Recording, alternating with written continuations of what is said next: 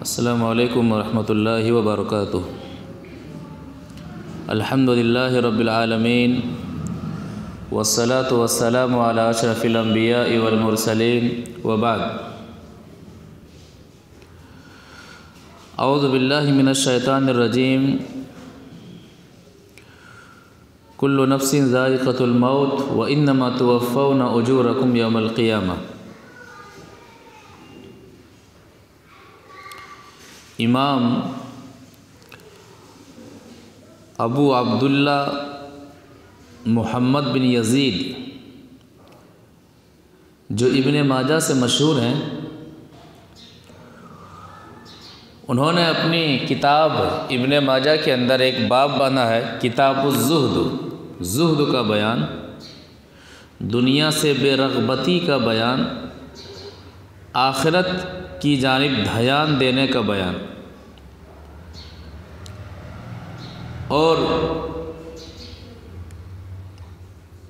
ابن ماجہ رحمہ اللہ نے اپنی کتاب کے اندر اس باب میں خاص کر کے بہترین حدیثوں کو جمع کیا ہے۔ تو آج کے درس میں کتاب الزہد سے چند احادیث کو سامنے رکھتے ہوئے ہم سنیں گے اور اپنی زندگی کا جائزہ لیں گے انشاءاللہ۔ تو کتاب الزہد کے اندر بہت ساری عظیم حدیثیں موجود ہیں، ان میں سے چند حدیثوں کے تعلق سے آج سنیں گے انشاءاللہ۔ پہلی حدیث، وعن قیس بن ابی حازم قال سمعت المستورد قال سمعت رسول اللہ صلی اللہ علیہ وسلم یقول ما مثل الدنیا فی الآخرۃ الا مثل ما یجعل احدکم اصبعہ فی الیم فلینظر بما یرجع، رواہ ابن ماجہ فی ابواب الزہد۔ ابن ماجہ کی حدیث ہے، راوی حدیث حضرت مستورد بن عمرو بن شداد فہری رضی اللہ تعالیٰ عنہ ہیں۔ وہ فرماتے ہیں کہ اللہ کے رسول صلی اللہ علیہ وسلم نے فرمایا، ما مثل الدنیا فی الآخرۃ، کہ آخرت کی اہمیت کے مقابلے میں دنیا کی بے ثباتی یا پھر دنیا کی حقیقت کیا ہے؟ الا مثل ما یجعل احدکم اصبعہ، کہ تم میں کا کوئی شخص اپنی انگلی کو سمندر میں ڈبو دیتا ہے اور پھر سمندر سے نکال لیتا ہے، فلینظر بما یرجع، حدیث کہہ رہی ہے کہ انگلی کو سمندر میں ڈبونے کے بعد نکال کر کے دیکھے کہ انگلی نے سمندر سے کتنا پانی لیا ہے۔ یعنی سمندر کے مقابلے میں انگلی کے اوپر جو پانی لگا ہوا ہے، اس پانی کی کیا حقیقت ہو سکتی ہے؟ وہی معاملہ آخرت کے مقابلے میں دنیا کی ہے کہ جس طرح سے سمندر کے مقابلے میں انگلی کے اوپر لگے ہوئے پانی کی کوئی حقیقت نہیں، کوئی حیثیت نہیں، اسی طرح آخرت کے مقابلے میں دنیا کی کوئی حقیقت نہیں ہے، کوئی اہمیت نہیں ہے۔ اب کتنا نادان ہے وہ شخص جو سمندر کو پانے کے بجائے، سمندر سے قریب ہونے کے بجائے اس پانی کے پیچھے بھاگے، اس پانی کے پیچھے اپنی ساری کوششوں کو ضائع کرے جو پانی انگلی کے اوپر لگا ہوا ہے۔ اسی طرح سے کتنا نادان ہے وہ شخص جو دنیا میں رہ کر کے دنیا کے پیچھے بھاگ رہا ہو اور آخرت جو کہ سمندر کی مثال کی طرح ہے، آخرت کو چھوڑ دے اور دنیا کرتا رہے۔ بڑی بہترین مثال ہے کہ انگلی کو سمندر میں ڈبوئیے اور سمندر سے انگلی کو نکالیے، دنیا کی حقیقت کو سمجھیے کہ کہ انگلی کے اوپر جو پانی لگا ہوا ہے وہ گویا کہ دنیا ہے، اور جو سمندر ہے وہ گویا کہ وہ آخرت ہے۔ اسی طرح سے ایک اور حدیث دنیا کی بے ثباتی کے بارے میں، وعن عبداللہ بن مسعود رضی اللہ تعالیٰ عنہ قال اضطجع النبی صلی اللہ علیہ وسلم على حصیر قد اثر فی جلدی فقال بأبی و امی یا رسول اللہ لو كنت آذنتنا ففرشنا لك عليه شيئا يقيك منه فقال رسول الله صلى الله عليه وسلم ما أنا والدنيا انما انا والدنيا كراكب استظل تحت شجرة ثم راح وتركها رواہ ابن ماجہ فی ابواب الزہد۔ ابن ماجہ کی حدیث ہے، راوی حدیث حضرت عبداللہ بن مسعود رضی اللہ تعالی عنہ ہیں۔ نبی صلی اللہ علیہ وسلم کا تعلق دنیا سے کیسا تھا، اس چیز کو سمجھنے کے لیے یہ بہترین حدیث ہے۔ حضرت عبداللہ بن مسعود صحابی رسول فرما رہے ہیں کہ اضطجع النبی صلی اللہ علیہ وسلم علی حصیر، کہ ایک موقع پر نبی صلی اللہ علیہ وسلم ایک چٹائی پر لیٹے ہوئے ہیں، قد اثر فی جلدی، چٹائی پر لیٹنے کی وجہ سے پیٹھ پر چٹائی کے نشانات پڑ گئے ہیں، ننگے بدن لیٹے ہوئے ہیں۔ تو چٹائی دنیا کی سب سے عظیم ہستی کا بستر، یہ حدیث بتا رہی ہے کہ آدمی کے پاس اگر ایمان ہو دنیا نہ ہو تو بہت بڑا دولت مند ہے۔ تو دنیا کی سب سے عظیم ہستی کا بستر کے بارے میں نبی صلی اللہ علیہ وسلم کے صحابی فرما رہے ہیں کہ اضطجع النبی صلی اللہ علیہ وسلم علی حصیر قد اثر فی جلدی، چٹائی پر لیٹنے کی وجہ سے نبی صلی اللہ علیہ وسلم کے جسم پر، نبی صلی اللہ علیہ وسلم کی پیٹھ پر نشان پڑ جاتے ہیں۔ صحابی رسول کو دیکھنے کے بعد رہا نہ گیا، گزارش کی کہ بے ابی و امی یا رسول اللہ، اے اللہ کے رسول صلی اللہ علیہ وسلم میرے ماں باپ آپ پر قربان ہو، لو کنت آذنتنا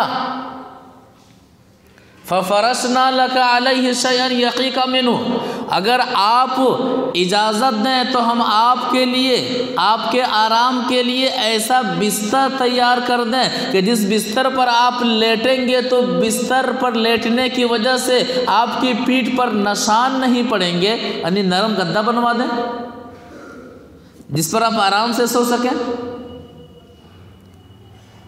وہ صحابی رسول جو نبی صلی اللہ علیہ وسلم کے اشارے پر اپنی جان تک قربان کر دیا کرتے تھے، مال و دولت سب کچھ قربان کیا کرتے تھے، اور جنہوں نے نبی صلی اللہ علیہ وسلم کی محبت میں گھر بار تک بھی چھوڑ دیا، یہ منظر دیکھ کر کے انہیں رہا نہیں گیا اور کہتے ہیں آپ حکم تو دیجئے، آپ اجازت تو دیجئے، ہم آپ کے لیے ایسا گدا بنوا دیں گے کہ اس پر آپ لیٹیں گے تو آپ کو آرام محسوس ہوگا، آپ کے جسم پر نشان نہیں پڑیں گے۔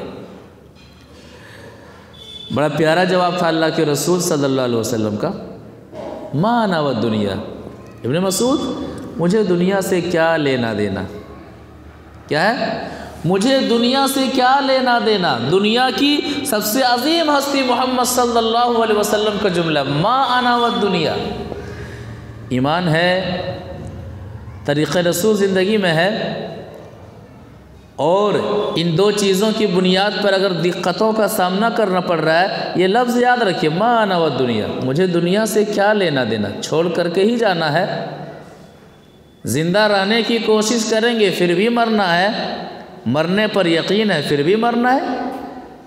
انما انا والدنیا کراکب، میری مثال اور دنیا کی مثال اس سواری کی طرح ہے، استظل تحت شجرۃ ثم راح وترکها، کہ جس طرح سے سواری پر سوار ہو کر کے سفر کرتا ہے، لمبا سفر ہوتا ہے، دھوپ سے بچنے کے لیے جب انہیں کوئی سایہ دار درخت نظر آتا ہے تو اس درخت کے نیچے آرام فرماتا ہے، تھوڑی دیر سستا لیتا ہے، اور وہ سایہ اور درخت کے نیچے کی وہ جو سایہ دار جگہ ہے وہ ان کا مقام نہیں ہوتا ہے، وہ ان کی منزل نہیں ہوتی ہے، تھوڑی دیر سستا کر کے پھر دھوپ میں سفر کرتے ہوئے منزل کی طرف نکل جاتا ہے۔ تو دنیا بالکل درخت کا وہ سایہ ہے جہاں پر مسافر چند لمحہ اس لیے ٹھہرتا کہ تھوڑا سا آرام پالیں اور پھر سفر کریں۔ تو میری مثال دنیا کے ساتھ ایسے ہی ہے، اس مسافر کی طرح ہے جو مسافر سایہ دار درخت کے نیچے آرام فرماتا ہے اور پھر آگے کی طرف نکل جاتا ہے۔ تو لہٰذا یہ دنیا منزل نہیں ہے، یہ دنیا مقام نہیں ہے، یہ دنیا آخری آرام گاہ نہیں ہے، یہ دنیا تو تھوڑی دیر سستا کر کے آخرت کی تیاری کی طرف آگے بڑھنے کی جگہ ہے۔ مانا و دنیا، جس طرح سے ایک مسافر درخت کے نیچے گدا نہیں بنواتا ہے آرام فرمانے کے لیے، روم تیار نہیں کرتا ہے آرام فرمانے کے لیے، بہت ساری چیزوں کا انتظام نہیں کرتا آرام فرمانے کے لیے، بالکل وہی مثال میرے ساتھ دنیا کی ہے، ہر شخص کے ساتھ یہی مثال ہے۔ تو نبی صلی اللہ علیہ وسلم کا عملی نمونہ کہ ایک مومن کا، ایک مسلمان کا دنیا کے ساتھ تعلق کیسا ہونا چاہیے اور دنیا میں رہتے ہوئے آخرت کے ساتھ تعلق کتنا گہرا ہونا چاہیے۔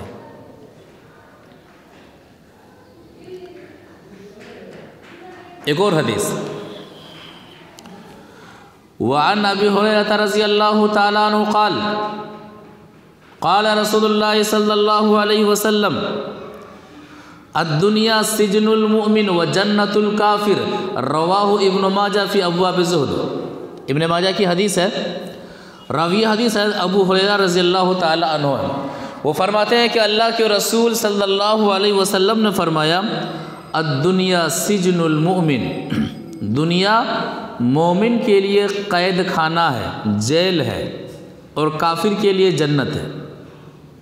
کیا مطلب ہے؟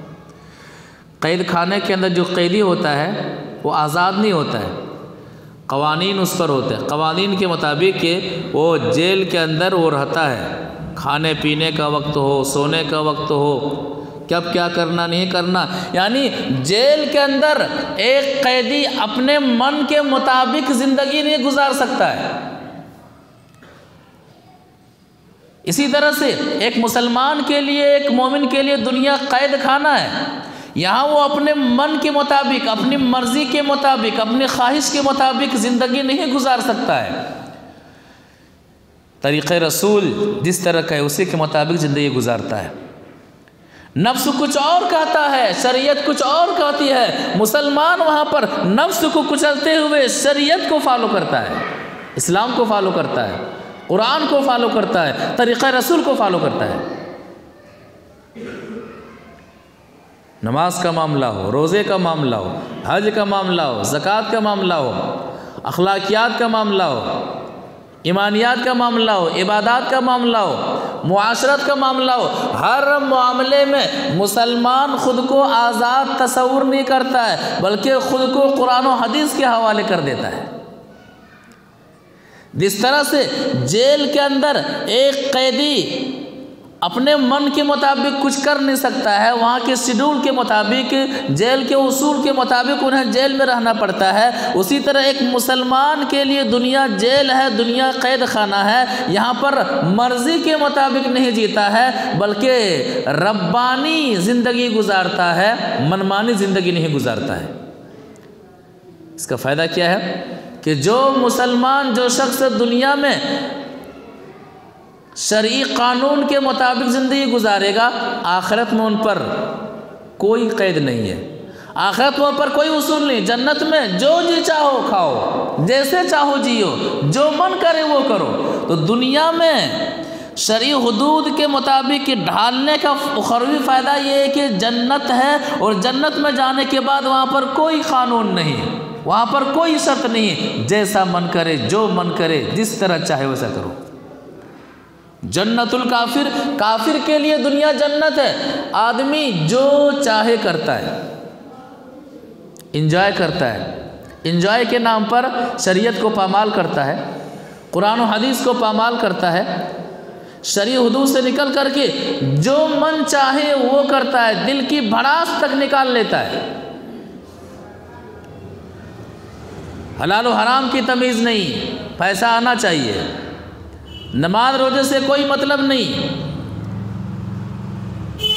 کس کام سے اللہ ناراض ہوتا ہے، کس کام سے اللہ راضی ہوتا ہے، کوئی مطلب نہیں، کون سا عمل طریقہ رسول کے مطابق ہے، کون سا عمل طریقہ رسول کے خلاف ہے، کوئی مطلب نہیں، بس 4 دن کی زندگی ہے، جیسے چاہو کر لو، گزار لو، جوانی کو جیسے چاہو موج مستی میں گزار لو۔ آج نوجوانوں کی حالت کیا ہے؟ منمانی زندگی گزارنے کا نتیجہ کہ نوجوانوں کی حالت کہ اس طرح سے وہ اسلام سے دور ہیں کہ انہیں نماز تک کا پتہ نہیں، اخلاقیات تک کا پتہ نہیں، قرآن کی تلاوت کرنا تک نہیں آتا ہے، قرآن پڑھنا نہیں آتا ہے،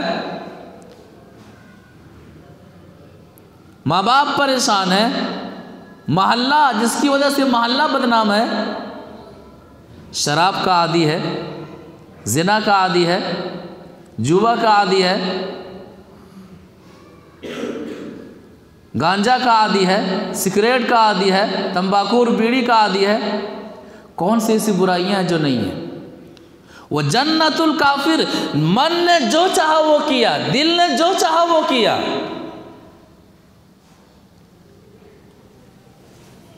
تو وہ جنت الکافر، کافر کے لیے دنیا جنت ہے، جو چاہو جیسے چاہو کر لو، لیکن جو شخص ایسا کرتا ہے آخرت میں مرنے کے بعد پریشانی ہی پریشانی ہے، موت کے بعد دقتیں ہی دقتیں ہیں۔ تو دنیا سجن المؤمن و جنت الکافر، دنیا مومن کے لیے قید خانہ ہے اور کافر کے لیے جنت ہے، یعنی ایک مومن، ایک مسلمان دنیا میں منمانی زندگی نہیں گزارتا ہے بلکہ ربانی زندگی گزارتا ہے۔ ایک اور حدیث، وعن ابی ذر رضی اللہ تعالیٰ عنہ قال قال رسول اللہ صلی اللہ علیہ وسلم الاکثرون هم الاسفلون یوم القیامہ الا من قال بالمال هكذا وهكذا وكسبه من طیب، رواہ ابن ماجہ فی ابواب الزہد، ابن ماجہ کی حدیث ہے، راوی حدیث ہے ابو ذر رضی اللہ تعالی عنہ ہے۔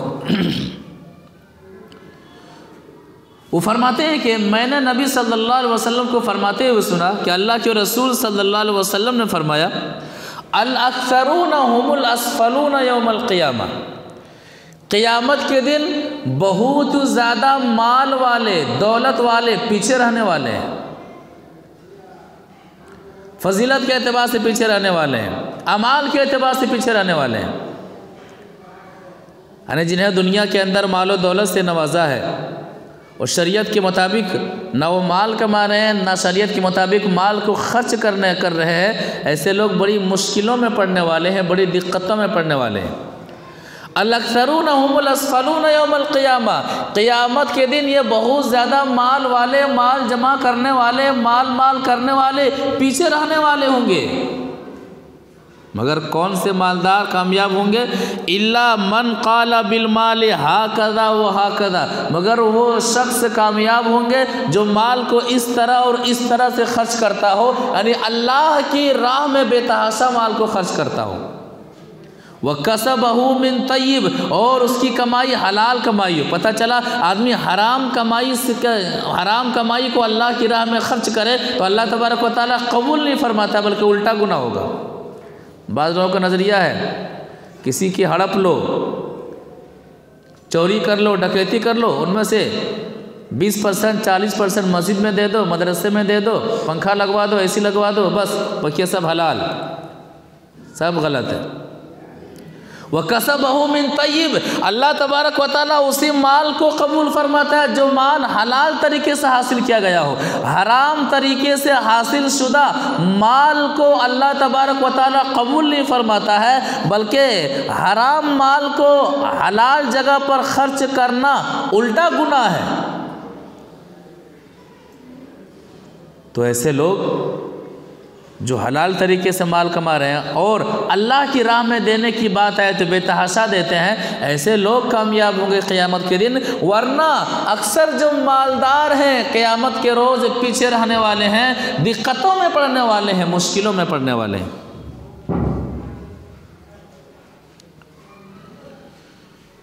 نبی صلی اللہ علیہ وسلم کا معاشی تعلق دنیا سے کیسا تھا؟ ایک حدیث اس کی وضاحت ہوتی ہے۔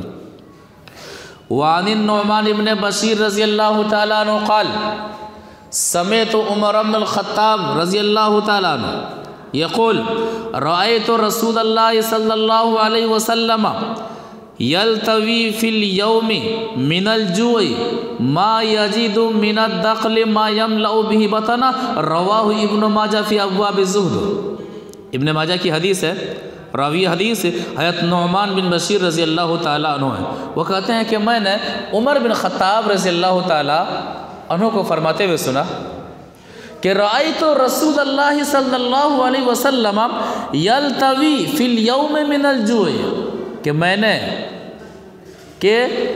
نے محمد صلی اللہ علیہ وسلم کو ایک دن بھوک کی وجہ سے کروٹ بدلتے ہوئے دیکھا۔ کس کو؟ محمد صلی اللہ علیہ وسلم۔ معاشی زندگی دیکھیے کہ میں نے محمد صلی اللہ علیہ وسلم کو ایک دن بھوک کی وجہ سے کروٹ بدلتے ہوئے دیکھا۔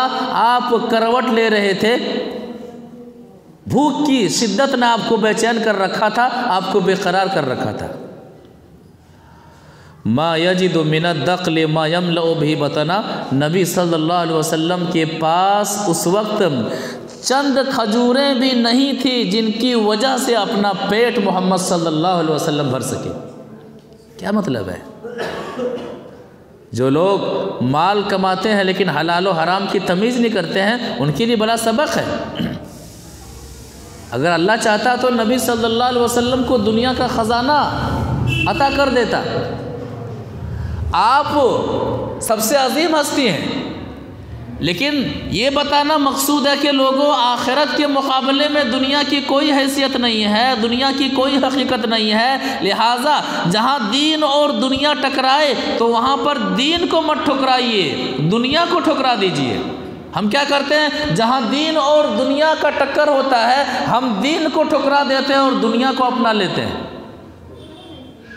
اور نبی صلی اللہ علیہ وسلم کا یہ معاشی عمل، آپ کی یہ معاشی زندگی، آپ کا بھوکا رہنا، بھوک کی وجہ سے کروٹ بدلنا، یہ سبق یہ حدیث دے رہی ہے کہ لوگوں رزق حلال کی کوشش کرو، حلال روزی کے لیے محنت کیجئے، حلال مال کے لیے محنت کیجئے۔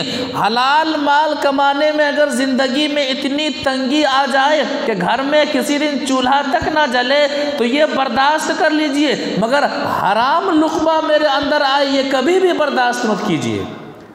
حرام طریقہ مت اپنائیے، حرام ذریعہ مت اپنائیے۔ یہ نبی صلی اللہ علیہ وسلم کا عمل واضح کرتا ہے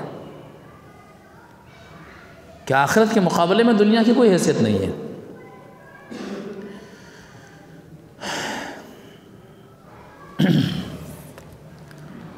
اور ایک حدیث وعن ابی ہریرہ رضی اللہ تعالی عنہ یبلغ به النبی صلی اللہ علیہ وسلم یقول المؤمن القوی خیر واحب الی اللہ من المؤمن الضعیف وفي كل خير احرص على ما ينفعك ولا تعجز فإن غلبك أمر فقل قدر الله وما شاء فعل وإياك واللو فإن اللو تفتح عمل الشيطان رواه ابن ماجہ في ابواب الزہد۔ ابن ماجہ کی حدیث ہے، راوی حدیث حضرت ابو ہریرہ رضی اللہ تعالی عنہ ہے۔ وہ فرماتے ہیں کہ اللہ کے رسول صلی اللہ علیہ وسلم نے فرمایا المؤمن القوی خیر واحب الی اللہ من المؤمن الضعیف، طاقتور مومن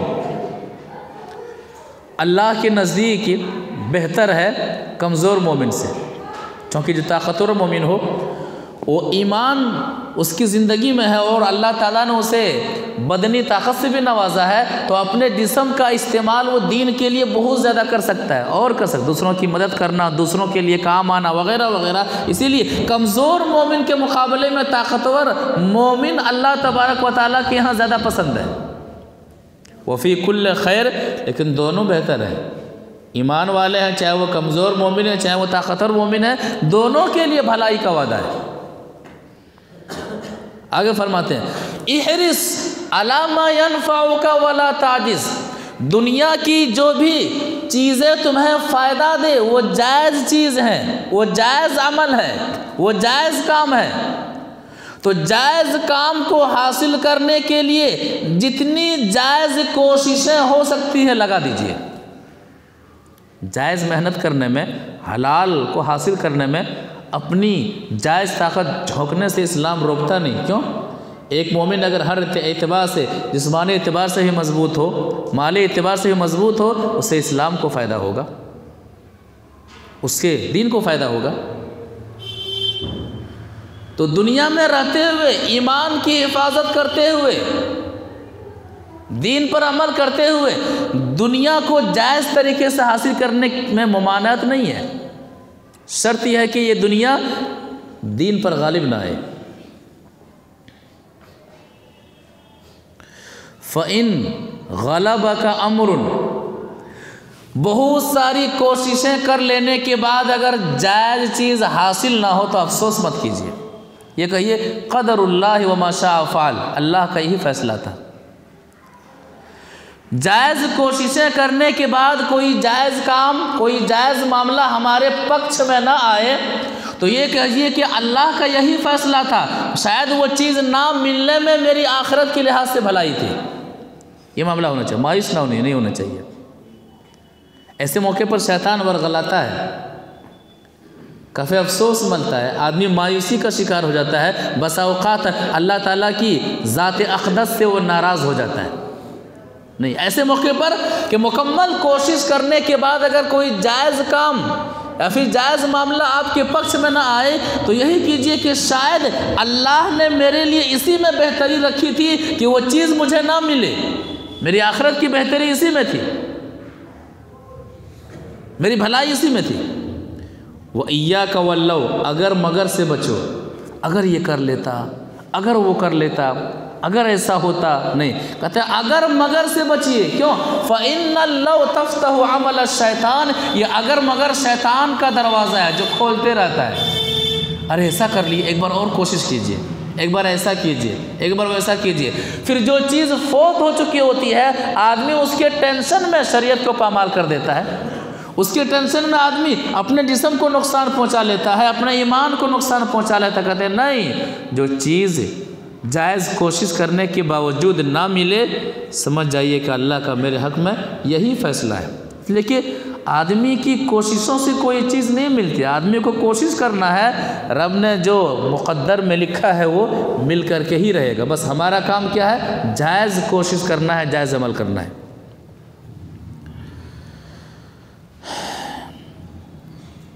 اور ایک حدیث کتاب الزہد میں سے،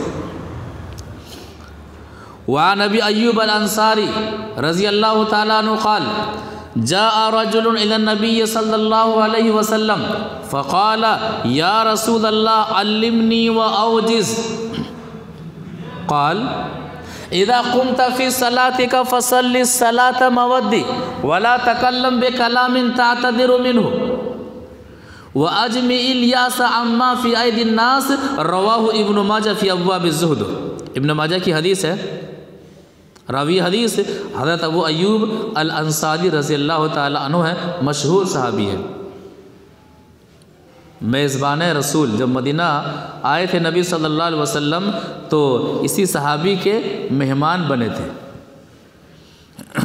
وہ فرماتے ہیں کہ ایک صحابی نبی صلی اللہ علیہ وسلم کے پاس آتے ہیں، اے اللہ کے رسول صلی اللہ علیہ وسلم علمنی و اوجز، مجھے دین سکھائیے مگر جو مختصر ہو، جامع ہو۔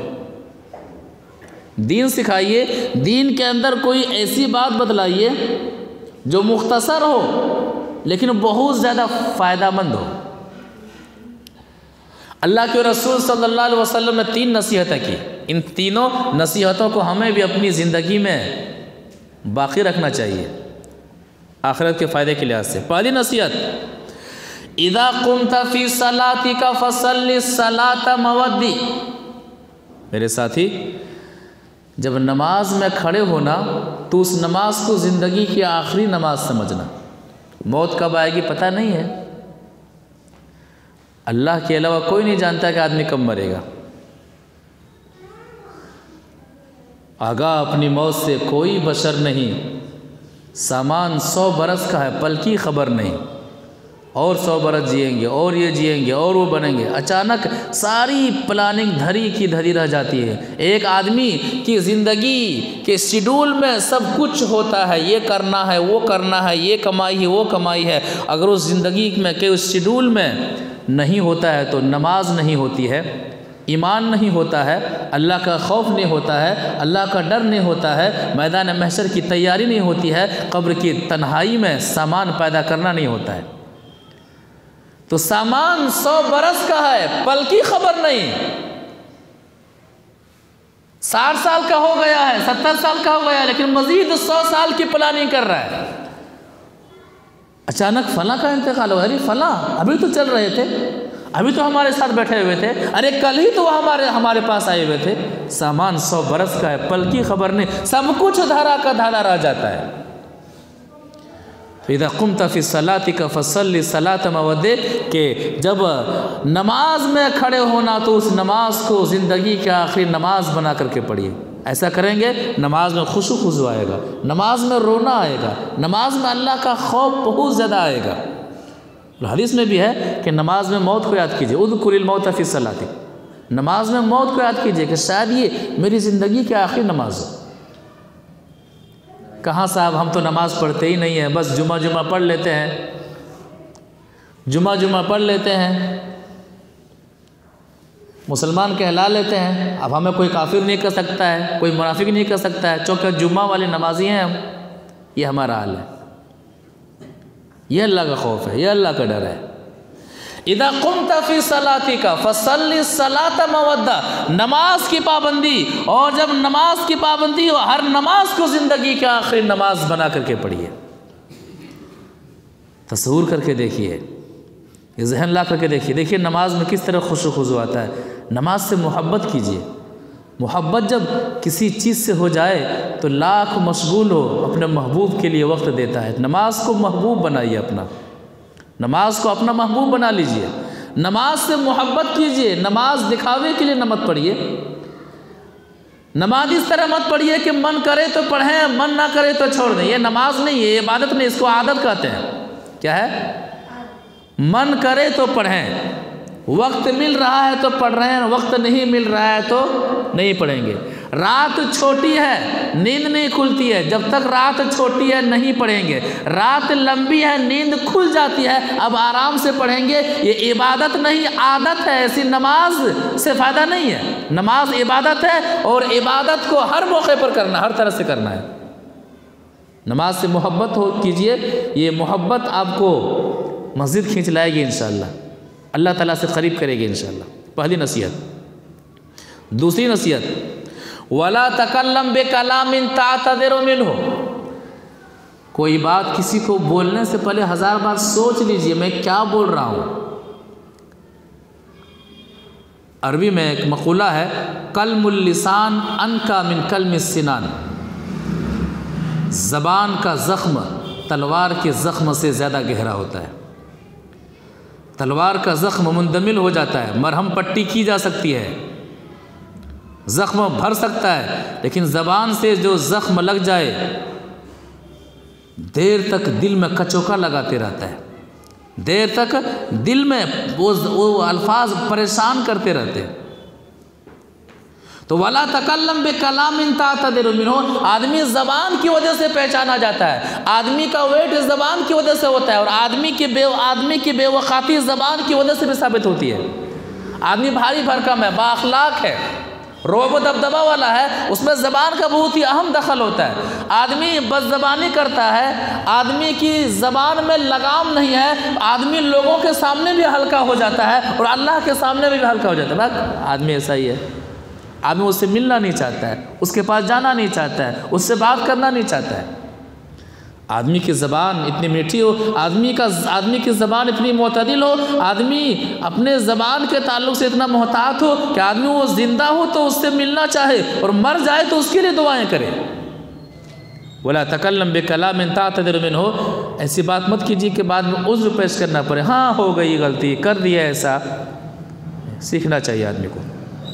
یہ دوسری نصیحت۔ تیسری نصیحت، وَأَجْمِعِ الْيَاسَ عَمَّا فِي أَيْدِي النَّاسِ، لوگوں کے پاس جو کچھ ہے اس سے مایوس ہو جائیے۔ ایسا کریں گے تو دنیا کی للک اور دنیا کی کسک بڑھتی رہے گی، اس کو اتنا ملا ہے مجھے اتنا نہیں ملا ہے، اس کے پاس 2 بلڈنگیں ہیں میرے پاس ایک ہی ہے، اس کے پاس 2 دکانیں ہیں میرے پاس ایک ہی ہے۔ وہ آدمی کچھ بھی نہیں کرتا ہے، نلّا ہے پھر بھی سب کچھ ہے، میں محنت کرتا ہوں پھر بھی میرے پاس ایسی نہیں ہے، یہ چیز نہیں، وہ چیز نہیں۔ نہیں، لوگوں کے پاس جو کچھ ہے دنیا کے معاملے میں اس سے آپ بے نیاز ہو جائیے۔ لوگوں کے مال کے پیچھے، لوگوں کی لائف کے پیچھے آپ مت پڑیے، آخرت پر دھیان دیجئے، آخرت کی کامیابی پر دھیان دیجئے۔ تو 3 نصیحت اے نبی صلی اللہ علیہ وسلم مجھے سکھائیے، اور مختصر ہو، کتنی عظیم نصیحت۔ نماز کو آخری نماز بنا کر کے پڑھیے، زبان کو قابو میں رکھیے، لوگوں کے پاس کیا ہے نہیں ہے ہمیں کوئی مطلب نہیں، یہ سوچ رکھیے۔ اور ایک حدیث کتاب الزہد میں سے، وعن ابی ہریرہ رضی اللہ تعالیٰ عنہ قال قال رسول اللہ صلی اللہ علیہ وسلم لا تکثر الضحک لا تکثر الضحک فإن کثرة الضحک تمیت القلب، رواہ ابن ماجہ فی ابواب الزہد۔ ابن ماجہ کی حدیث ہے، راوی حدیث ہے حضرت ابو ہریرہ رضی اللہ تعالیٰ عنہ، وہ فرماتے ہیں کہ نبی صلی اللہ علیہ وسلم نے فرمایا لا تکثر الضحک، بہت زیادہ مت ہنسا کرو، ہمیشہ کامیڈین بن جانا، ہنستے رہنا، ٹھٹھا مذاق کی مجلسوں میں رہنا، اس سے کیا ہوگا؟ فَإِنَّ كَثْرَةَ الضَّحِكِ تُمِيتُ الْقَلْبَ، بہت زیادہ ہنسنا دل کو مردہ کر دیتا ہے۔ جس طرح سے آدمی جب مر جائے تو پھر انہیں کچھ بھی احساس نہیں ہوتا ہے، اسی طرح سے ایک زندہ آدمی کا دل مردہ ہو جائے، مر جائے تو آخرت کے نفع اور نقصان کا انہیں کچھ بھی احساس نہیں ہوتا ہے۔ آخرت کے بارے میں ایسا دل سوچنا بند کر دیتا ہے، جنت کے بارے میں ایسا دل سوچنا بند کر دیتا ہے، جہنم کی ہولناکی کے بارے میں ایسا دل سوچنا بند کر دیتا ہے۔ فَإِنَّ كَثْرَةَ الضَّحِكِ تُمِيتُ الْقَلْبَ، ہمیشہ ٹھٹھا مذاق والی محفلوں میں رہنا، ہمیشہ قہقہا لگاتے رہنا، ہمیشہ غلط محفلوں میں بیٹھنا، ہمیشہ کامیڈین بنے رہنا، اس سے دل مردہ ہو جاتا ہے۔ ہنسنا اچھی چیز ہے، مسکرانا اچھی چیز ہے، ہر چیز کی ایک لمٹ ہوتی ہے، ہر چیز کا ایک وقت ہوتا ہے۔ ایسا نہ ہو کہ آدمی اس طرح دنیا کی ہنسی مذاق میں کھو جائے کہ آخرت کو فراموش کر دے۔ لا تکثر الضحک، بہت زیادہ مت ہنسا کرو۔ فَإِنَّ كَثْرَةَ الضَّحِكِ تُمِيتُ الْقَلْبَ، بہت زیادہ ہنسنے سے اور بہت زیادہ ہنسی مذاق کرنے والے دوستوں اور یاروں کے ساتھ وقت بتانے سے آدمی کا دل مردہ ہو جاتا ہے، آدمی کا دل زنگ آلود ہو جاتا ہے۔ اور ایک حدیث نبی صلی اللہ علیہ وسلم کا خوف قبر کے تعلق سے، حدیث وعن البراء بن عازب رضی اللہ تعالیٰ عنہ قال كنا مع رسول اللہ صلی اللہ علیہ وسلم فی جنازۃ فجلس على شفیر القبر فبكى حتى بل الثرى ثم قال یا اخوانی لمثل هذا فاعدوا، رواہ ابن ماجہ فی ابواب الزہد۔ ابن ماجہ کی حدیث ہے، راوی حدیث حضرت براء بن عازب رضی اللہ تعالیٰ عنہ، وہ فرماتے ہیں کہ کننا مع رسول اللہ صلی اللہ علیہ وسلم فی جنازہ، ایک جنازے میں نبی صلی اللہ علیہ وسلم کے ساتھ تھے، قبرستان میں ہم سب تھے، ابھی جنازہ تیار ہو رہا تھا، قبر کی کھدائی چل رہی تھی۔ فجلس علی شفیر القبر، نبی صلی اللہ علیہ وسلم قبر کے کنارے بیٹھ گئے، قبر کے کنارے بیٹھ گئے. فبکا حتی بل الثری، اور قبر کے کنارے بیٹھ کر کے اتنا رونے لگے کہ زمین بھیگ گئی. کس کا رونا ہے؟ نبی صلی اللہ علیہ وسلم کا رونا ہے. عظیم ہستی، اللہ تعالیٰ کا محبوب محمد صلی اللہ علیہ وسلم قبر کے کنارے بیٹھ کر کے، قبر کو دیکھ کر کے، قبر کے بارے میں تصور کر کے اتنا روتے ہیں کہ نبی صلی اللہ علیہ وسلم کے آنسوؤں کی وجہ سے زمین بھیگ جاتی ہے. ہمیں رونا آتا ہے. ایک شخص کہہ رہے تھے کہ ایک شخص قبر میں اترا ہوا ہے، قبر میں اتر کر کے کہا لگا رہا ہے، ہنس رہا ہے. ہوتا کہ نہیں ہوتا ہے؟ قبر میں اترا ہوا ہے میت کو اتارنے کے لیے، وہاں پر کہا لگا رہا ہے. اب کیا کہیں گے اس کے بارے میں؟ اگر وہاں پر آدمی کا دل نہ لرزے تو کہاں لرزے؟ اتنے بدنصیب اور ایسے لوگ بھی ہوتے ہیں قبرستان میں ہیں، کہے لگائے جا رہے ہیں. قبریں دیکھی جا رہی ہیں، قبریں پھٹی ہوئی ہیں، قبریں پھوٹی ہوئی ہیں، آدمی وہاں پر کھڑا ہے، کہا لگایا جا رہا ہے، موبائل میں لگا ہوا ہے، چیٹنگ میں لگا ہوا ہے، دنیا کی باتوں میں لگا ہوا ہے. دنیا میں پارٹی کی پلاننگ بھی قبرستان میں کر رہا ہے. کیا کہیں گے؟ اگر ایک مسلمان قبرستان میں حساس نہ ہو، قبر کی ٹوٹی پھوٹی قبروں کو دیکھ کر کے حساس نہ ہو، تو پھر کون سی جگہ ہے جہاں پر جانے کے بعد اسے احساس ہوگا کہ مجھے بھی مرنا ہے، قبر کی تنہائی میں مجھے بھی آنا ہے. نبی صلی اللہ علیہ وسلم معصوم عن الخطا، اگلے پچھلے سارے گناہ معاف. قیامت کے دن جب قیامت قائم ہوگی، سب سے پہلے نبی صلی اللہ علیہ وسلم کی قبر پھٹے گی. میدان محشر میں لوگ پریشان ہوں گے. سارے انبیاء اللہ تبارک و تعالیٰ کے پاس جانے سے ڈریں گے، خوف کھائیں گے، سفارش کرنے کی جرأت نہیں ہوگی، ہمت نہیں ہوگی. محمد صلی اللہ علیہ وسلم سب سے پہلے اللہ تبارک و تعالیٰ سے سفارش کی اجازت طلب کریں گے. جنت کے دروازے بند ہوں گے، سارے دروازے بند ہوں گے. محمد صلی اللہ علیہ وسلم جائیں گے، جنت کا دروازہ کھٹکھٹائیں گے تو کہا جائے گا کون؟ کہے گا میں محمد ہوں صلی اللہ علیہ وسلم. فرشتے کہیں گے مجھے یہی حکم ملا تھا کہ جب تک محمد صلی اللہ علیہ وسلم نہ آئیں، جب تک محمد صلی اللہ علیہ وسلم جنت کا دروازہ نہ کھلوائیں، کسی اور کے کہنے پر جنت کا دروازہ نہیں کھولا جائے گا. وہ عظیم ہستی کہاں بیٹھے ہوئے ہیں؟ فجلس علی شفیر القبر. مخلوق میں ایسی عظیم ہستی نہ آئی ہے، نہ قیامت تک آئے گی. رب کا محبوب قبر کے کنارے بیٹھے ہوئے. فجلس فبکا، اتنا روتے ہیں حتی بل الثری، زمین بھیگ جاتی ہے.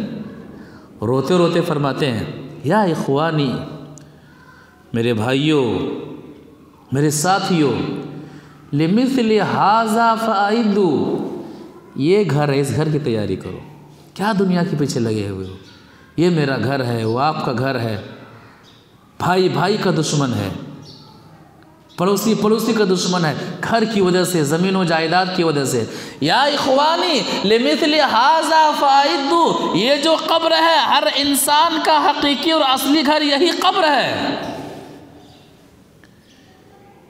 اور اس قبر کو سنوارنے کا طریقہ کیا ہے؟ نیک عمل ہے، شریعت کے مطابق عمل کرنا ہے، نبی صلی اللہ علیہ وسلم کے طریقے کے مطابق زندگی گزارنا ہے. جو جتنا دنیا میں رہ کر کے اللہ کے رسول صلی اللہ علیہ وسلم کے طریقے کے مطابق عمل کرے گا، اللہ کی عبادت کرے گا، وہ اتنے ہی زیادہ اپنے قبر جو ان کا اصلی گھر ہے، اتنے ہی زیادہ وہ اس کی تیاری کر رہا ہے، اتنے ہی زیادہ وہ قبر میں روشنی پیدا کر رہا ہے، اتنے ہی زیادہ وہ اپنے گھر کی فکر کر رہا ہے. اس گھر کو بنانے کے لیے کوئی مستری نہیں، کوئی انجینئر نہیں، کوئی ساتھی نہیں، کوئی بھائی نہیں، کوئی پڑوسی نہیں، مشورہ دینے والا کوئی نہیں ہوگا. آپ کا عمل ہے، آپ کا عمل جیسا ہوگا وہ گھر اسی طرح سے آپ کے لیے تیار ہوگا. آپ کا عمل نیک ہے، شریعت کے مطابق ہے. قرآن و حدیث کے مطابق ہے۔ قبر کے اندر جا رہے ہیں، وہ قبر آپ کے لیے قبر نہیں ہے، جنت ہے، جنت ہے۔ جنت کی کھڑکیاں کھول دی جاتی ہیں، جنتی ہوائیں آتی ہیں، جنتی خوشبوئیں آتی ہیں، جنت کا اوڑھنا، جنت کا بچھونا لگا دیا جاتا ہے۔ تھک ہار کر کے بندہ آیا ہے، شریعت کے مطابق زندگی گزار کر کے آیا ہے، کہا جائے گا کہ جنت کی کھڑکیاں کھول دو، جنت کا بچھونا لگا دو۔ تو شریعت کے مطابق عمل کر رہے ہیں، قبر کی فکر کرتے ہوئے نیکیاں کر رہے ہیں۔ وہ قبر ہمارے لیے قبر نہیں ہے، بلکہ ایک مومن کے لیے وہ قبر کیا ہے؟ جنت ہے، جنت ہے۔ کتنی تکلیف ہوتی ہے انہیں اپنوں کو دفناتے ہوئے۔ قریب میں اس موقع پر جب بسا اوقات دیکھا یہ جاتا ہے قبر کی کھدائی ہو رہی ہے، پانی نکل رہا ہے، پانی نکل رہا ہے۔ اب مردے کو کیسے دفنایا جاتا ہے؟ تابوت میں بند کر کے ڈال رہے ہیں، پھر بھی تابوت کے اندر پانی چلا گیا ہے۔ تو جس کے گھر والے ہوتے ہیں، جن کی یہاں وفات ہوتی ہے، ان کو تو تکلیف ہوتی ہے، غم کا پہاڑ ٹوٹا ہوا ہوتا ہے، لیکن اس حال میں اپنوں کو دفناتے ہوئے ڈبل تکلیف ہوتی ہے، ڈبل تکلیف ہوتی ہے۔ لیکن اس کے باوجود وہ نیک ہے، صالح ہے، تو دفنانے کے بعد اس کے لیے وہ کیا ہے؟ جنت ہے۔ لیکن آدمی برا ہے، شریعت کے خلاف عمل کرنے والا ہے، دنیا میں جیسا رہا زندگی گزارا، جوانی مستانی میں گزار دی، زندگی کو تکبر میں، غرور میں، انا میں، ایگو میں گزار دیا۔ قبر اس کے لیے کیا ہے؟ حدیث کی روشنی میں ایسے دبوچے گی کہ دائیں پسلیاں بائیں طرف آ جائیں گی، بائیں پسلیاں دائیں طرف آ جائیں گی۔ کہا جائے گا کہ جہنم کی کھڑکی کھول دو، جہنم کا بچھونا بچھا دو، جہنم کی آگ کا اوڑھنا اس پر ہونا چاہیے۔ ایسے فرشتے انہیں مارنے کے لیے ہوں گے جو اندھے ہوں گے اور جو بہرے ہوں گے، تاکہ آدمی جب کسی کو تکلیف دیتا ہے تو تکلیف میں کسی کو دیکھتا ہے تو رحم آ جاتا ہے۔ تو اندھے ہونے کی ایک وجہ یہ ہے کہ فرشتے کو کہیں رحم نہ آ جائے عذاب دینے میں۔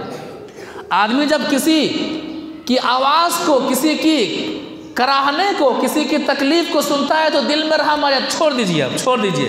فرشتے اس لیے بہرے ہوں گے کہ وہاں پر قبر کے اندر جب انہیں سزا دی جائے گی وہ چیخے گا، چلائے گا، فرشتے کے کانوں میں آواز ہی نہیں آئے گی، عذاب دینے میں مشغول ہوں گے۔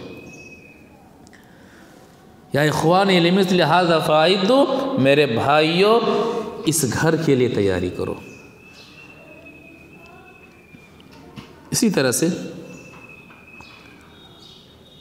ایک اور حدیث کتاب الزہد میں سے، وعن سالم عن ابیہ قال قال رسول اللہ صلی اللہ علیہ وسلم من آتا لا حسد الا فی اثنتین رجل آتاہ اللہ القرآن فہو یقوم به آناء اللیل وآناء النہار ورجل آتاہ اللہ مالا فہو ينفقه آناء اللیل وآناء النہار، رواہ ابن ماجہ فی ابواب الزہد۔ ابن ماجہ کی حدیث ہے، راوی حدیث حضرت سالم ہیں، وہ اپنے والد محترم عبداللہ بن عمر رضی اللہ تعالیٰ عنہما سے روایت کرتے ہیں۔ یعنی عبداللہ بن عمر رضی اللہ تعالیٰ عنہما فرماتے ہیں کہ نبی صلی اللہ علیہ وسلم نے فرمایا لا حسد الا فی اثنتین، رشک کرنے والی دو چیزیں ہیں جس پر رشک کر سکتا ہے۔ رشک مطلب کاش میرے پاس بھی ایسا ہوتا تو میں بھی یہ کرتا۔ جی، لا حسد الا فی اثنتین، رشک، یہ رشک خوشی کے موقع پر، اگلے کی چیز کو، مثال کے طور پر کسی کے پاس کوئی دولت ہے تو جو ہم رشک کرتے ہیں تو اس رشک میں اس کو نقصان پہنچانا نہیں ہوتا، اور حسد میں نقصان پہنچانا ہوتا ہے اس سے آگے بڑھنے کے لیے۔ لیکن رشک میں کیا ہوتا ہے؟ ماشاء اللہ وہ شخص یہ کر رہے ہیں، میرے پاس بھی وہ چیز آئے تو میں بھی کروں گا، یا پھر کاش میرے پاس بھی ایسا ہوتا۔ تو لا حسد الا فی اثنتین، رشک دو ہی چیزوں پر کی جاتی ہیں۔ رجل آتاہ اللہ القرآن فہو یقوم به آناء اللیل وآناء النہار، ایسا شخص جنہیں اللہ تعالیٰ نے قرآن کے علم سے نوازا ہے، قرآن کی دولت سے نوازا ہے، وہ دن میں بھی قرآن کے مطابق قائم رہتا ہے، رات کے وقت بھی قرآن کے مطابق قائم رہتا ہے، یہ مطلب ہے۔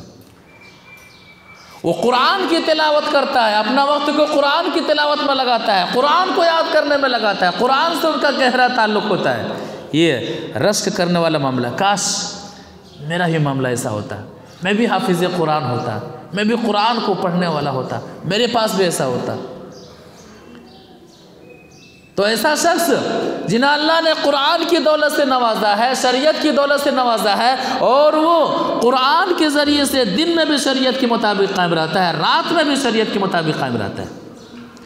وَرَجُلٌ آتَاهُ اللَّهُ مَالًا فَهُوَ يُنْفِقُهُ آنَاءَ اللَّيْلِ وَآنَاءَ النَّهَارِ، اور ایسا شخص جنہیں اللہ تعالیٰ نے مال سے نوازا ہے، دولت سے نوازا ہے، اور وہ شخص دن میں بھی اللہ کی راہ میں خرچ کرتا ہے، رات میں بھی اللہ کی راہ میں خرچ کرتا ہے، یعنی راہ خدا میں خرچ کرنے سے وہ گریز نہیں کرتا ہے۔ اللہ تعالیٰ نے مال دیا ہے لیکن انہیں مال سے محبت نہیں ہے، حکم الہی سے محبت ہے، انہیں صدقہ سے محبت ہے، انہیں زکوٰۃ سے محبت ہے، انہیں مسکینوں، یتیموں اور بیواؤں سے محبت ہے، انہیں ضرورت مندوں سے محبت ہے۔ تو اللہ نے جو مال دیا ہے اس مال کو اللہ کو راضی کرنے کے لیے جائز کاموں میں لگاتا ہے، مسجد میں لگاتا ہے، مدرسے میں لگاتا ہے، غریبوں میں، مسکینوں میں، یتیموں میں، بیواؤں میں، ضرورت مندوں میں وہ خرچ کرتا ہے، یعنی اللہ کی راہ میں خرچ کرنے سے وہ پیچھے نہیں ہٹتا ہے۔ تو کاش، کیا نیک بندہ ہے، کیا اللہ کا بندہ اللہ نے نوازا ہے اور اسی طرح اللہ کی راہ میں خرچ کرتا ہے۔ کاش مجھے بھی ایسا مال ملے یا پھر اللہ تعالیٰ مجھے بھی مال دے تو میں بھی اسی طرح اللہ کی راہ میں خرچ کروں گا۔ اس طرح کا رشک کرنا جائز ہے شریعت اسلامیہ کے اندر۔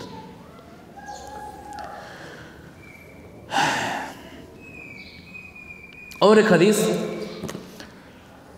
وعن ابی ہریرہ رضی اللہ تعالی عنہ قال قال رسول اللہ صلی اللہ علیہ وسلم ان المؤمن اذا اذنب كانت نقطة سوداء في قلبه فإن تاب ونزع واستغفر سقل قلبه وإن زاد زادت فذلك الران الذي ذكره الله تعالى في كتابه كلا بل ران على قلوبهم ما كانوا يكسبون رواه ابن ماجہ في ابواب الزہد۔ ابن ماجہ کی حدیث ہے، راوی حدیث حضرت ابو ہریرہ رضی اللہ تعالیٰ عنہ، وہ فرماتے ہیں کہ اللہ کے رسول صلی اللہ علیہ وسلم نے فرمایا ان المؤمن اذا اذنب، مومن بندہ، مسلمان بندہ جب گناہ کرتا ہے، گناہ ہو جاتا ہے تو کیا ہوتا ہے؟ کانت نقطۃ سوداء فی قلبی، دل میں ایک نقطہ بیٹھ جاتا ہے، ایک دھبا لگ جاتا ہے۔ گناہ کرتا ہے، دل میں ایک نقطہ بیٹھ گیا، ایک دھبا بیٹھ گیا۔ فَإِن تَابَ وَنَزَعَ وَاسْتَغْفَرَ، اگر وہ توبہ کر لیتا ہے، رجوع کر لیتا ہے، گناہ سے پیچھے ہٹ جاتا ہے اور اللہ تعالیٰ سے معافی مانگ لیتا ہے، سُقِلَ قَلْبُ، وہ دھبا ہٹ جاتا ہے، پھر دل صاف ہو جاتا ہے۔ حدیث کہہ رہی ہے مومن اور مسلمان سے گناہ ہو جائے فوراً معافی مانگے، ڈٹے نہ رہے، ایمان کی بنیاد پر، نماز کی بنیاد پر، روزے کی بنیاد پر، نیکیوں کو بنیاد بنا کر کے گناہ نہ کرے کہ اللہ معاف کرنے والا۔ یہ بہت بڑی بھول ہے، جو شخص نماز بھی پڑھتا ہے گناہ بھی کرتا ہے، اللہ معاف کرنے والا ہے۔ نیکیاں بھی کر رہا ہے لیکن گناہ بھی دھڑلے سے کر رہا ہے، اس کا مطلب یہ کہ انہوں نے نیکیوں کا حقیقی مفہوم کو سمجھا نہیں ہے، رب کی معرفت سے وہ واقف نہیں ہے، وہ ایمان کا مزہ اس نے ابھی پایا نہیں ہے۔ مومن جب گناہ کرتا ہے تو اس طرح سے وہ پریشان ہوتا ہے، ایسا لگتا ہے کہ اس کے اوپر کوئی پہاڑ کھڑا ہے اور پتہ نہیں وہ پہاڑ اس کے سر کے اوپر کب گر جائے، پریشان ہو جاتا ہے، بے چین اور بے قرار ہو جاتا ہے۔ کیوں؟ دل زندہ رہتا ہے۔ تو کانت نقطۃ سوداء فی قلبی، دل کے اوپر کالا دھبا بیٹھ جاتا ہے، توبہ کر لیتا ہے، احساس کر لیتا ہے، رجوع کر لیتا ہے، معافی مانگتا ہے، وہ دھبا ختم ہو جاتا ہے۔ فَإِن زَادَ زَادَتْ، گناہ کرتے جاتا ہے، دل پر دھبا بیٹھتے جاتا ہے، گناہ کرتے جاتا ہے، دھبا بیٹھتے جاتا ہے، یہاں تک کہ ایک وقت ایسا آتا ہے کہ پورا کا پورا دل سیاہ ہو جاتا ہے، کالا ہو جاتا ہے۔ پھر وہ آدمی دیکھنے میں تو زندہ ہوتا ہے لیکن وہ ایک زندہ لاش ہوتا ہے۔ وہ پھر گناہ کرتا ہے لیکن احساس نہیں ہوتا ہے، غلطیاں کرتا ہے مگر احساس نہیں ہوتا، فخر ہوتا ہے، ارے نماز پڑھ رہا ہوں نا، اللہ معاف کرے گا۔ یہی وہ شخص ہوتا ہے جن کے دلوں پر دھبے پڑے ہوئے ہوتے ہیں گناہوں کے، جن کا دل کالا ہو چکا ہوتا ہے، جن کا دل مر چکا ہوتا ہے، جن کا ضمیر مر چکا ہوتا ہے۔ آدمی نماز بھی پڑھتا ہے، گناہ کبیرہ کا بھی شکار پر ہوتا ہے، آدمی نیکیاں بھی کرتا ہے اور برائیاں بھی دھڑلے سے کرتا ہے۔ ایسے ہی شخص کے بارے میں قرآن سورہ مطففین آیت نمبر 14 میں اللہ تعالیٰ فرماتا ہے کلا بل ران علی قلوبہم ما کانوا یکسبون، ہرگز نہیں، یہ ایسے لوگ ہیں کہ ان کے دل گناہوں کی وجہ سے زنگ آلود ہو چکے ہیں، زنگ ان کے دلوں پر چڑھ گیا ہے۔ جس طرح سے کوئی دھاری دار چیز ہو لوہے کی، اس کے اوپر اگر زنگ چڑھ جائے تو وہ دھار ختم ہو جاتی ہے، یہاں تک کہ وہ لوہا بھی ختم ہو جاتا ہے، وہ کمزور ہو جاتا ہے۔ اسی طرح سے دل پر زنگ لگا ہوا ہو، گناہوں سے دل بالکل مردہ ہوا ہو، تو آدمی جتنا بھی بڑی سی بڑی نیکیاں کر لے، نیکیاں دیکھنے میں تو بڑی ہوتی ہیں لیکن پھس پھسی ہو جاتی ہیں، نیکیوں کا وہ اثر ختم ہو جاتا ہے، نیکیوں کا وہ مزہ ختم ہو جاتا ہے۔ یہ مطلب ہے جس طرح سے لوہا زنگ آلود ہو جائے تو لوہا کمزور ہو جاتا ہے، لوہا دھار کو کھو دیتا ہے، اسی طرح سے ایک مسلمان گناہ کرتا رہے اور نیکیاں کرتا رہے، دیکھنے میں تو لگتا ہے کہ یہ نیک کام کر رہا ہے لیکن گناہ کرنے کی وجہ سے نیکیاں اثر کھو دیتی ہیں، نیکیوں میں وہ جان نہیں رہتی ہے۔ بقیہ آئندہ انشاءاللہ اللہ تعالیٰ قرآن اور نبی صلی اللہ علیہ وسلم کی احادیث کی روشنی میں ہمیں اپنی زندگی کو گزارنے کی توفیق عطا فرمائے، دنیا میں رہتے ہوئے آخرت کی فکر کرنے کی توفیق عطا فرمائے۔ آج جو پہلی حدیث پڑھی گئی کہ دنیا کے آخرت کی اہمیت کے مقابلے میں دنیا کی حیثیت بالکل اسی طرح ہے جس طرح سے کوئی شخص اپنی انگلی سمندر میں ڈبوتا ہے اور نکال لیتا ہے، تو انگلی کے اندر جتنا، انگلی کے اوپر جتنا پانی لگا ہوا ہوتا ہے گویا کہ وہ دنیا ہے، اور جو سمندر ہے وہ گویا کہ آخرت ہے۔ کتنا نادان ہے وہ شخص جو انگلی کے پانی کو جو کہ انگلی پر لگا ہوا ہے اسے حاصل کرنے کے لیے سارا وقت ضائع کرے اور سمندر سامنے پڑا ہوا ہے اس کو چھوڑ دے۔ اسی طرح سے کتنا نادان ہے وہ شخص جو دنیا کے پیچھے اس قدر بھاگے کہ آخرت کو فراموش کرے، آخرت کو بھول جائے۔ اللہ تبارک و تعالی ہمیں ضمیر کو زندہ رکھتے ہوئے آخرت کو سامنے رکھتے ہوئے زندگی گزارنے کی توفیق عطا فرمائے، آمین۔